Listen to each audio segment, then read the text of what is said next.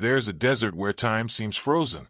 Stones rise like guardians of silence, and every grain of sand whispers about an age when gods and men shared the same horizon. Egypt, a land that has given us pyramids, pharaohs, and temples carved into eternity. Yet behind the monuments, hidden beneath the golden light of the Nile, there live stories less known, fragments of myths that once shaped how entire civilizations saw the world. Forgotten by many, these tales wait like sealed scrolls, ready to be opened again. According to ancient tradition, the Egyptian cosmos was not built in a single stroke, but stirred into being through an ocean without form. They called it Nun, the endless waters that existed before the first dawn. Out of this vast darkness rose a mound, a single island of possibility, where the first god awakened. Some legends name him Atum, who breathed himself into existence, shaping the air and the earth. Others speak of Ra, the blazing sun who burst forth from nothingness. Each story shares the same heartbeat. That life was born from chaos, and order was a fragile gift. These myths were not written for entertainment. They were frameworks for survival, keys to understand the floods of the Nile, the cycle of death and rebirth, the rise and fall of kings.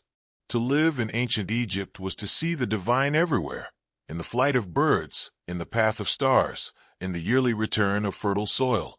And so the stories became maps, guiding both priest and farmer toward balance with forces greater than themselves. But within the great pantheon of Ra, Osiris, Isis, and Horus, there are quieter figures, gods whose names few recall today, and legends that never made their way into popular retellings. There are myths of serpents that guarded the underworld, of lion-headed mothers who struck with both fury and tenderness, of invisible powers that whispered protection through amulets and charms. These are the stories that shimmer between the lines of history, fragile, easily overlooked, yet powerful in what they reveal about human imagination. It is said that myths survive only when they are repeated. The famous ones have been told for millennia. The murder of Osiris, the vengeance of Horus, the daily journey of Ra across the sky.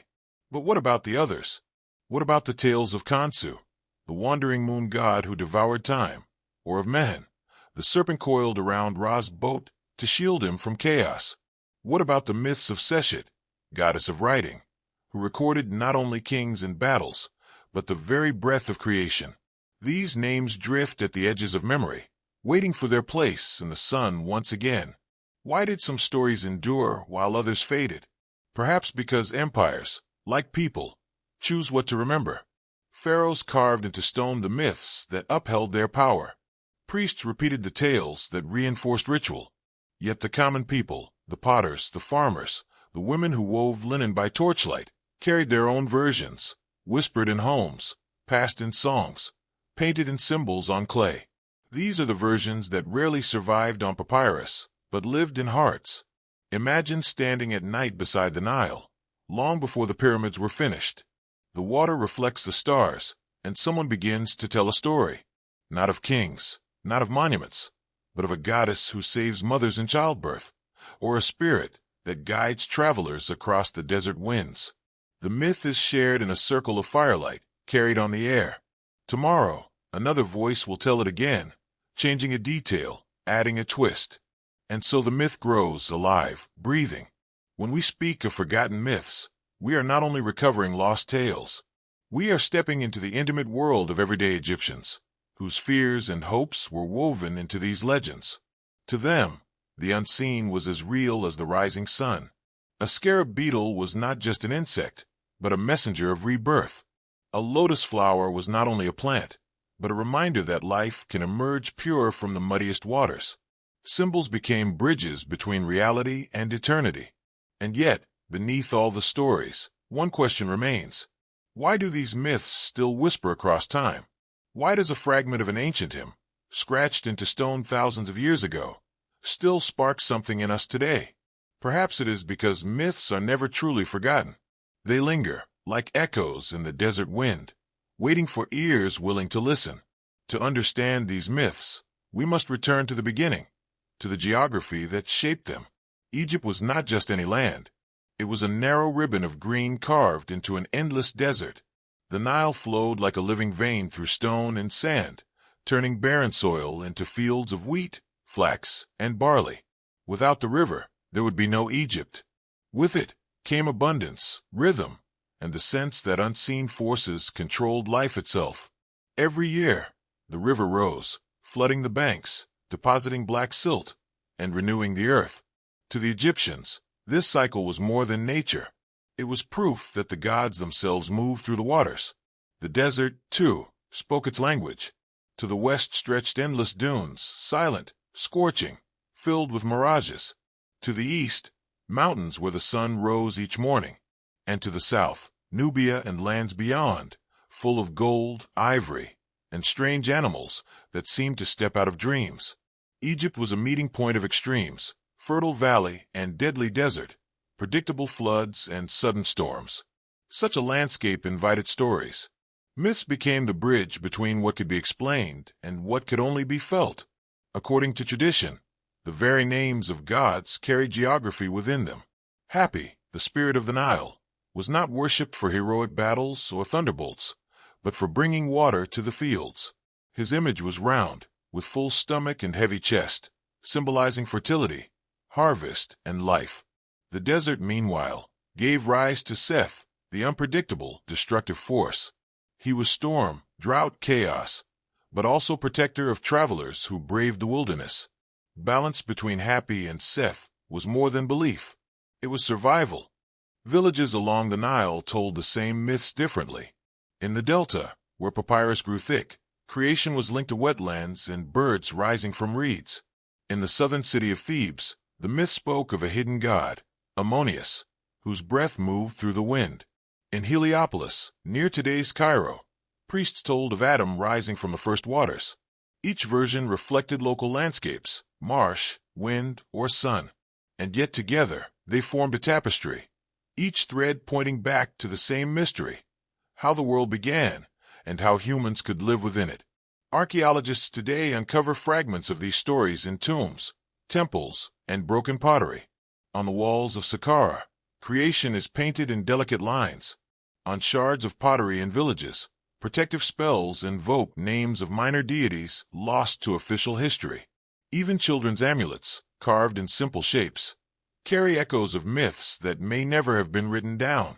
They remind us that mythology was not a single story, but a living river of many voices, flowing, shifting, branching, always connected to the land. The people of Egypt did not separate daily life from the sacred. Grinding grain, weaving linen, building boats, all were tied to divine order. Myths were not locked inside temples. They walked among the people. A fisherman casting his net might whisper a prayer to Khnum, the ram-headed god who shaped life on his potter's wheel. A woman giving birth would call upon Tauret, the hippopotamus goddess who protected mothers and infants. Each act carried myth within it, like breath within lungs. What is striking is how adaptable these stories were. Over centuries, dynasties rose and fell, but the myths reshaped themselves without losing their core. A new god could rise to prominence. Old ones could merge, yet the people still found in them reflections of their world. When foreign rulers came, Libyans, Persians, Greeks, Egyptian myths absorbed new flavors, but kept their essence. Like the Nile itself, they bent and shifted but continued to flow. So when we speak of forgotten myths, we are not only talking about stories lost to time. We are also speaking about landscapes, rituals, and voices that shaped them. To recall these myths is to return to the riverbank, to hear once more the rhythm of water against stone, and the quiet murmur of a people weaving their fears and hopes into stories of gods. And in that moment, one question emerges again. If these myths were born from the land itself, what hidden stories still lie waiting, ready to rise in the light once more? The earliest stories of Egypt's gods were not carved into stone, but carried in voices. Long before papyrus scrolls, myths traveled by memory. Storytellers at night, priests at dawn, parents beside their children. Each voice added a thread, weaving a tapestry that could change shape yet keep its essence. These oral traditions formed the roots of what later became Grand Temple inscriptions. According to some accounts, the first creation hymns may have been sung during rituals at dawn, when the sun rose over the Nile. The words invoked Atum, Ra, or Ptah depending on the city, But the purpose was the same, to remind the people that the universe itself was renewed each day. Such hymns carried rhythm, repetition, and images of light breaking through darkness, of order pushing back chaos. They were not only prayers, they were performances, soundscapes meant to move both human heart and divine ear. When writing arrived, these stories were caught on papyrus, but always imperfectly. Scribes translated spoken rhythms into symbols, and sometimes the living flow of myth stiffened into fixed form. Even so, fragments of those early voices remain. On coffins, we read of spells that described the soul's journey through the night sky. On temple walls, we see lists of gods long forgotten, deities of doorways, kitchens, granaries, rivers. Each one had a place, however small, in the grand design of existence. Among the oldest myths preserved is the story of the primeval waters, Nun. From it rose a mound, symbolized in sacred architecture as a pyramid or obelisk. In Heliopolis, this mound was linked to Atum, who emerged alone and brought forth creation. In Memphis, however, the myth told of Ptah, a craftsman god, who shaped the world not with hands but with thought and word. In Thebes, Ammonius was the hidden force, unseen yet powerful, moving in the breath of wind. These differences reveal something vital. Mythology was never one voice, but a chorus, where each region sang its own verse. There are also myths that scarcely appear in textbooks. One tells of Neith, a goddess older than time itself, who wove the cosmos as a garment. Another recalls Mehen, the serpent coiled protectively around Ra's solar boat, guarding him from the chaos serpent Apophis. These fragments, scattered across inscriptions and rituals, remind us that Egyptian myth was not a closed book, but a shifting mosaic, where local beliefs and great cosmic dramas intertwined. The act of translation itself shaped what we know. When Greek visitors like Herodotus listened to Egyptian priests, they recorded versions, filtered through their own understanding. Gods were equated with Zeus or Apollo, myths reshaped to fit Greek categories. Later, Roman and Christian writers repeated some stories and silenced others. What survived was not the whole picture, but a carefully trimmed garden of memory. Yet even in fragments, one senses the pulse of something vast. These early myths gave Egyptians their place in the universe. They explained why the Nile rose, why the stars wheeled, why death could be endured. They gave farmers courage, kings legitimacy, and mourners hope. And behind each story is the unbroken thread of human longing, to know where we come from, to feel protected in a world that often feels fragile. It is this longing that makes the origins of Egyptian myth so haunting. Even when we hold only shards, we sense the grandeur of the whole vessel. And as we read these fragments today, one can't help but wonder, how many myths still lie waiting, ready to be spoken again? Every myth needs its figures, gods, heroes, guardians, tricksters, and Egypt had more than almost any other culture. Some of their names are still familiar across the world, while others now hover on the edge of memory, faint but evocative. Together, they formed a pantheon not of a dozen, but of hundreds. Each one reflected some aspect of life, nature, or human struggle. Among the most enduring is Ra, the sun god, whose daily journey across the sky was the heartbeat of Egyptian life.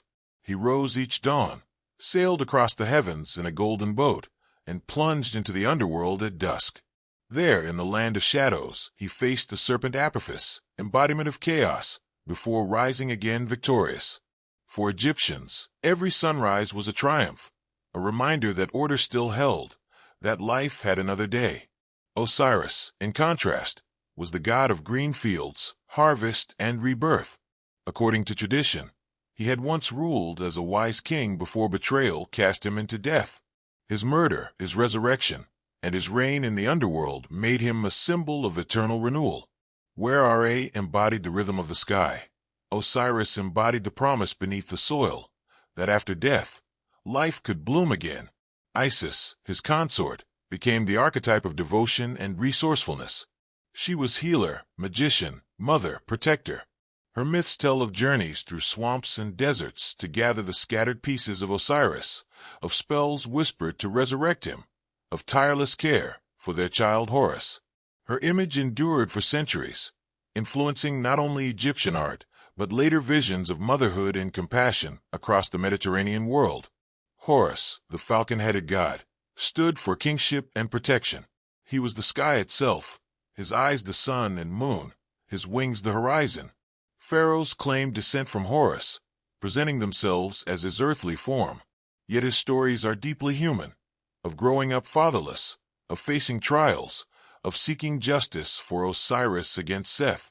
In these tales, cosmic drama and human struggle merged seamlessly. But beyond these great figures were others, often forgotten. Seshet, goddess of writing, with a palm stalk and leopard skin, who recorded the deeds of kings and the measurements of temples. Khonsu, the moon god called the traveler, who ruled over time and healing. Tauret, the pregnant hippopotamus, fierce yet nurturing, protecting women in childbirth. Bes, the dwarf god, comical yet powerful, guarding homes from evil spirits. These were gods of the threshold, of the hearth, of the quiet corners of life. They may not appear in grand myths of war and creation, yet to ordinary Egyptians, they were closest of all. Archetypes repeat across cultures, and Egypt's pantheon shows striking parallels. Ra echoes other solar deities like Helios or Surya. Isis, with her magic and maternal power, resembles Demeter and Anna, or even later figures of holy mothers. Seth, chaotic yet essential, mirrors Loki or trickster spirits found worldwide. Such comparisons remind us that myths are not isolated inventions, but expressions of universal human themes. Light and darkness, love and loss, order and chaos. And yet, Egypt gave these archetypes its own flavor, rooted in the Nile, the desert, the sun's relentless blaze. Nowhere else do we find gods with crocodile heads or ibis beaks, forms so specific to local life. Sobek, the crocodile god, embodied both danger and fertility, for crocodiles haunted the river, but also marked its strength. Thoth, with the head of an ibis, stood for wisdom and balance, perhaps inspired by the bird's careful steps along riverbanks. To Egyptians, animals were not lesser beings, but bearers of divine power. When you step into the temples of Luxor or Karnak, you feel how these figures once filled every corner of imagination. Columns rise like lotus stalks, walls shimmer with painted gods, ceilings mirror constellations. In such spaces, myth was not abstract, it was embodied. The gods were present, carved in stone, painted in color, glowing in torchlight. For the ancient worshipper, to walk into a temple was to walk into the living body of myth itself. And so, the characters of Egyptian legend, whether mighty Ra or humble Bes, carried the weight of entire worlds. To recall them is to remember that myths were not distant stories. They were companions, guardians, and guides, shaping every sunrise, every field, every heartbeat along the Nile. One of the most compelling aspects of Egyptian myth is the way it tells stories like miniature films, with conflict, choice, and consequence. Perhaps the most famous of these is the drama of Osiris, Isis, Horus, and Seth. Yet even within this legend, there are forgotten layers, lesser-told versions that shine light on how Egyptians imagined justice, betrayal, and renewal. According to the most widely known tradition, Osiris once ruled as a wise and generous king. His reign brought prosperity, law, and agriculture. But his brother Seth, god of storms and chaos, burned with envy. In one version, Seth crafted a coffin made to fit Osiris perfectly, and at a feast tricked him into lying down inside. The lid slammed shut, the box was sealed with lead, and Osiris was cast into the Nile. The world mourned. Isis, the devoted wife, searched tirelessly, weaving through marshes and deserts. When she found the coffin, she hid it in reeds, hoping to restore her husband. But Seth discovered it, tore Osiris's body into pieces, and scattered them across Egypt. The myth becomes a journey of grief and determination. Isis, with the help of her sister Nephthys and other allies, gathered the fragments one by one. Through magic and love, she reassembled Osiris, breathing new life into him. Though he could not return to rule the earth, he became lord of the underworld, guiding souls in death. Horus, their son, became the avenger. Raised in secrecy, he grew into a falcon-eyed warrior who challenged Seth for the throne. Their battles lasted not days but decades, told in multiple versions. Sometimes Horus triumphs quickly. Sometimes the gods hold long trials. In one tale, both gods transform into hippopotamuses and fight in the Nile. In another, Seth tears out Horus's eye, only for Thoth to heal it, creating the famous symbol of the Eye of Horus, which became a sign of protection across Egypt. This myth was not just a story. It was political theology. Pharaohs identified themselves with Horus, the rightful heir, bringing order after chaos. Death rituals drew on Osiris's rebirth, promising eternal life. And the annual flooding of the Nile was linked to Osiris's body, scattered and restored, a cycle of destruction and renewal. Yet there are variations rarely spoken of. In some versions, Isis tricks Seth with her cunning words in court, proving more powerful than brute force. In others, Seth himself is not simply villain but necessary balance. Chaos cannot be erased, only restrained. Such differences reveal a culture that saw conflict not as a single battle, but as an ongoing tension between order and disorder, light and shadow. For Egyptians, these stories explained not just kingship, but the very texture of life. Every injustice, every flood, every sunrise echoed this cosmic drama. And even today, the figure of Osiris, torn, reassembled, reborn, speaks to something deeply human, that even in brokenness, there can be renewal. While the myth of Osiris, Isis, and Horus is the most famous saga, Egyptian tradition is filled with parallel dramas, alternative versions and regional differences that show how flexible myth could be. What survived was never one fixed canon, but many streams flowing into the same river. In some places, Seth was not only the villain. In the desert oases and caravan routes, he was revered as a guardian. Travelers feared the wilderness, and Seth, god of storms, sand, and strange animals, became their protector. He might have been enemy of Osiris in temple hymns, but in daily life, he could also be a guide. This dual nature is striking. Chaos was dangerous, yet had its place. Other regions told different stories of creation itself. In Hermopolis, priests described 8 primordial beings, the Ogdoad, 4 pairs of frogs and snakes that embodied darkness, water, invisibility, and infinity. Their interplay gave rise to the first mound of Earth. This version existed alongside the Heliopolitan story of Atum and the Memphite vision of Ptah. To Egyptians, contradictions were not a problem. Each myth was true in its own way, expressing another facet of the mystery. Even the tale of the Eye of Horus has variations. In one tradition, it was torn out by Seth and restored by Thoth. In another, it was swallowed by Seth and rescued later. Some hymns describe the eye as a goddess herself, wandering the deserts in anger until appeased and returned to her place in the heavens. These shifting versions reveal that myth was not about factual consistency. It was about resonance, about offering meaning for different times and needs. Certain myths, now rarely told, carried strong local color. In the Fayum region, Sobuk, the crocodile god, was central.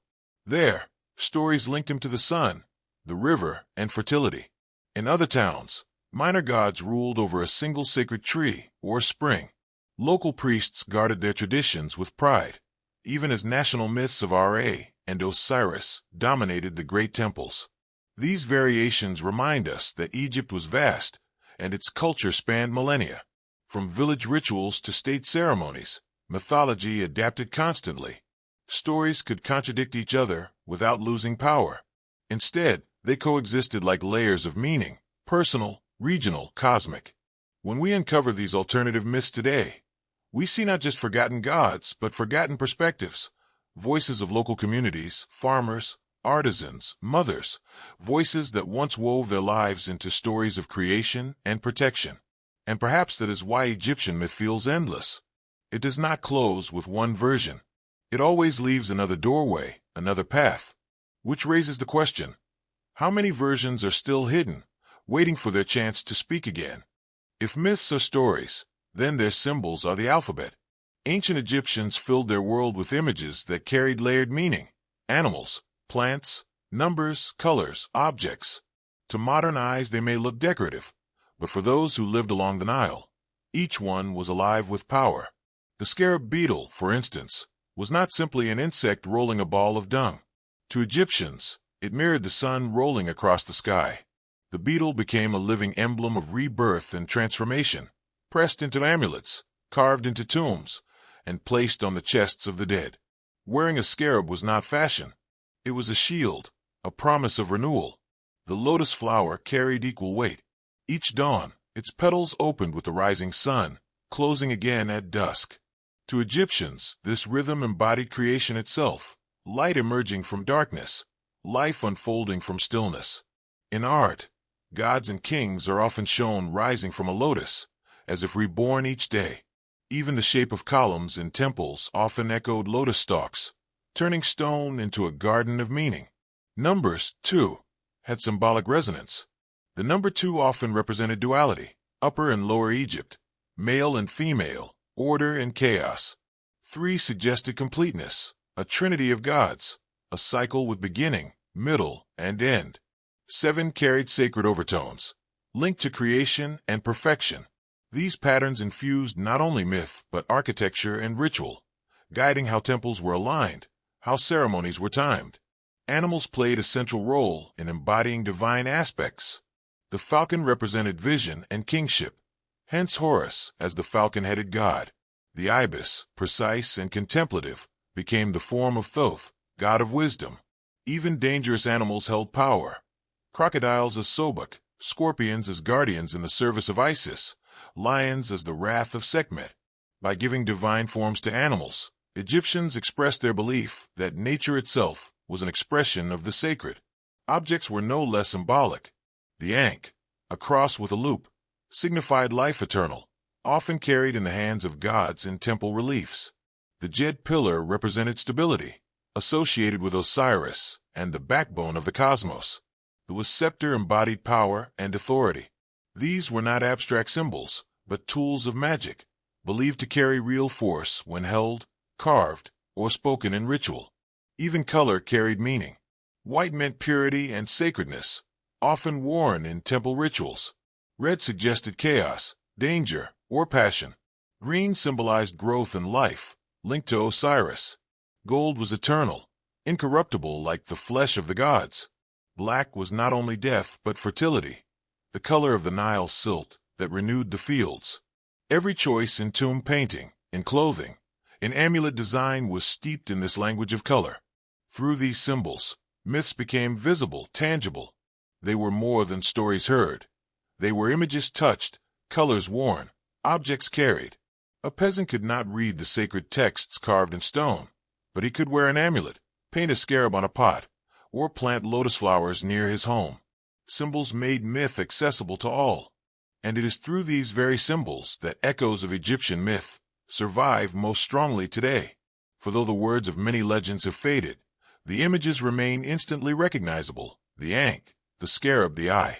Which leads us to wonder, how did these ancient symbols travel across millennia, finding new life in distant cultures and in our modern imagination? Echoes of Egyptian myth are all around us, often in places we hardly notice. Many of the gods, symbols, and stories once whispered along the Nile have been reborn in languages, rituals, and even modern entertainment. What was once sacred myth has become cultural inheritance, carried into our world in subtle and surprising ways. Take language, for example. The very word papyrus, the plant Egyptians used to create writing material, gives us paper, the foundation of modern literacy. The Greek word hieroglyph means sacred carving, referring to Egyptian symbols. Even words like pharaoh and obelisk are echoes of that ancient world. Each time we speak them, we unknowingly carry fragments of myth across time. Festivals, too, contain traces. The idea of celebrating the return of life after winter, tied to Osiris and the cycle of death and rebirth, parallels later traditions of spring renewal across many cultures. In harvest rituals, echoes of offerings to Osiris can be heard. Some scholars even suggest that mourning rituals in the Mediterranean carried faint imprints of Egyptian laments for lost gods. And then there's art. Renaissance painters looked to Egypt for inspiration, filling canvases with obelisks and pyramids as symbols of mystery. In the 19th century, during the wave of Egyptomania sparked by Napoleon's campaigns, European cities filled with sphinxes, lotus motifs, and hieroglyph-like designs. Even today, obelisks rise in the centers of Rome, Paris, London, and Washington, silent monuments to the endurance of Egyptian symbols. Modern popular culture has embraced Egyptian myth with enthusiasm.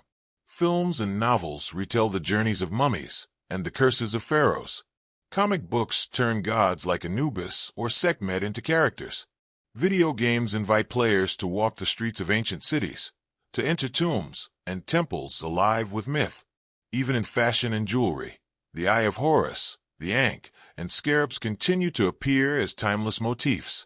What was once sacred has become aesthetic, yet the fascination remains strong. The endurance of these echoes suggests something deeper than nostalgia. Egyptian myths touch universal themes: life and death, order and chaos, renewal after loss. These themes are as compelling to us today as they were thousands of years ago.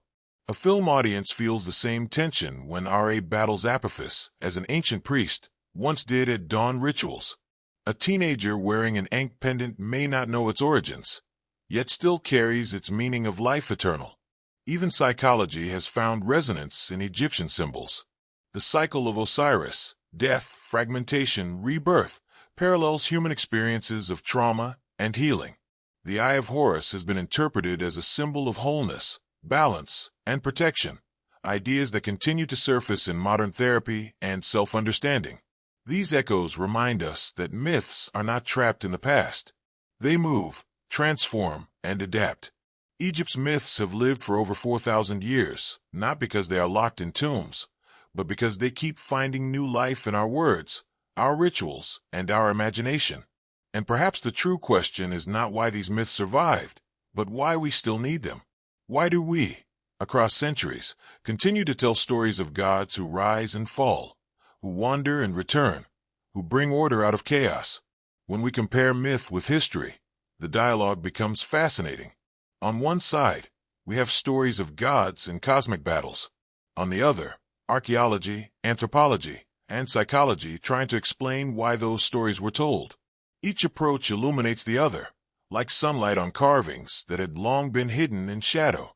Archaeology shows us that many myths were rooted in real phenomena. The annual flood of the Nile, for example, shaped the myth of Osiris's death and rebirth. His body, broken and restored, mirrors the land that dried and cracked each summer, then was renewed by the river's dark silt. The endless battle of Ra and Apophis reflects the daily struggle against night and chaos, the tension of waiting for dawn to return. In this sense, myths were not fantasies. They were poetic translations of the world Egyptians lived in every day. Anthropology suggests another layer: myths as social glue. By telling stories of gods upholding order, communities reinforced their own laws and customs. The trials of Horus and Seth were not only cosmic, they mirrored human courts of law, teaching that even disputes among gods required justice. Rituals of mourning for Osiris created a shared language of grief, reminding people that death was not the end but a passage. Myth gave people a way to process emotion, loss, and renewal. Psychology, too, sees resonance. Carl Jung once wrote of archetypes, universal patterns of the human psyche. In Egyptian myth, we find them everywhere: the wise king in Osiris, the devoted mother in Isis, the avenger in Horus, the trickster in Seth. These figures are not only characters of the Nile. They live in our dreams, our stories, our films today. That is why the myths feel strangely familiar even across 4,000 years. They speak to something deep in the human mind. There is also the question of memory and forgetting. Why do some myths survive while others vanish? History tells us that power played a role. Pharaohs promoted myths that reinforced their authority. Priests inscribed stories that justified their rituals. Meanwhile, local tales of household gods, of protective spirits, of minor deities were less often recorded. Over time, these faded from the grand narrative, though fragments still whisper from amulets, pottery, and folk customs. Science can explain the background, yet it cannot erase the awe. To read the pyramid texts carved inside the tombs of kings is to hear voices reaching across millennia. They are hymns, prayers, spells, but also poetry. Even stripped of their ritual function, they carry a rhythm that feels alive. The scholar may analyze, but the listener feels. And that tension between reason and wonder is part of what keeps Egyptian myth enduring. Perhaps the most surprising finding of modern study is how myths were never static. They evolved like living organisms. A god could change shape, combine with another, or fade away. Ra merged with Ammonius to become Ammonius Ra. Isis absorbed traits of local goddesses until she was revered across the Mediterranean. Even forgotten figures could reappear, reinterpreted in new contexts. In this way, myth was a flexible language, always ready to adapt. And so, standing between science and legend, we glimpse a truth. Myths may not be factual in a modern sense, but they are real in another way, as maps of meaning, mirrors of human experience. And perhaps that is why we still return to them, not only to ask what Egyptians believed, but to ask ourselves, what do we still believe about order, chaos, death, and rebirth? What, then, remains when the sands have covered temples, when the voices of priests have long gone silent, when even the papyrus scrolls crumble to dust? What lingers is the pulse of myth itself, not as literal history, but as a mirror of what it means to be human. The forgotten myths of Egypt remind us that no story is ever truly lost. Even fragments can carry whole worlds. A scarab etched on a ring, a hymn carved on a wall, a whispered name of a goddess who once protected children. These are pieces of a grand mosaic. They tell us that people thousands of years ago wrestled with the same questions we do. Where do we come from? How do we survive loss? What does it mean to live in balance with forces greater than ourselves? The endurance of these stories lies not in their accuracy, but in their resonance.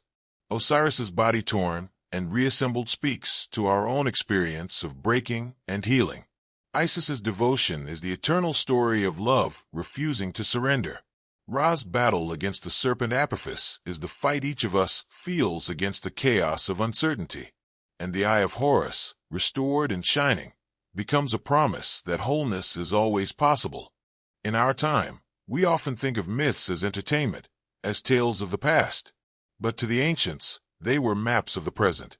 They taught people how to see the world, how to endure hardship, how to imagine what lay beyond the horizon of life. And perhaps that is why they still matter. Because even now, when science explains floods and stars, we continue to seek stories that give us meaning, courage, and hope. The myths of Egypt, both remembered and forgotten, offer that gift. They remind us that we belong to a chain of storytellers stretching back millennia. That we, too, are part of the river, carrying fragments forward, reshaping them for new listeners. And if myths survive only when retold, then in speaking of them now, we keep them alive. So the final mystery is not whether these legends are fact or fiction. It is why they still stir something in us. Why the image of a falcon soaring, a lotus opening, a scarab rolling its sphere still feels powerful. The answer may be simple. We recognize ourselves in them. We see our struggles, our hopes, our fears, reflected in divine form. And so, as the desert wind brushes across broken temples, as the Nile flows endlessly to the sea, the myths continue to whisper, not to tell us what was, but to remind us what still is, the eternal human need for story, for meaning, for wonder. If you want to hear the next forgotten legend, subscribe now, so you don't miss the story.